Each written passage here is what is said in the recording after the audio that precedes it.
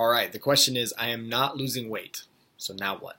Well, first thing we're going to do is we're going to ask you, are you sticking to your plan 100%? If that's the case, okay, that's great. If you actually are. If you're not, then we can't really help you much. You got to go back to sticking with the plan and then we'll make adjustments.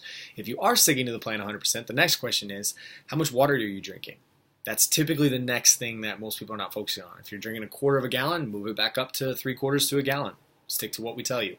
The next question we'll ask you is, how much sleep are you getting? If you're in the 3 to 4 range and it's intermittent and you're not getting a ton of sleep, that will affect you big time and make you stay and hold on to weight as you go, and rest is so key in regards to losing weight or changing your body composition. So those are the questions that we're going to ask you, and if those are all in alignment and you're not losing weight, another question we might ask is, what's your intensity like in your workout? Are you moving outside of the gym?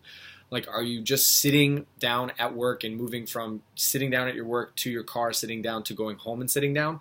What is going on in between? Because there has to be some level of activity outside of the gym.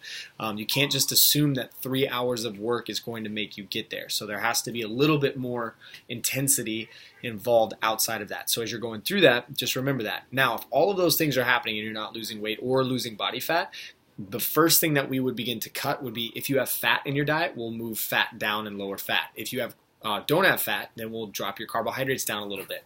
And one of the things that we might do is called carb cycling, and I'll talk about that a little bit more in detail in another video. But that's typically the adjustments that we would make.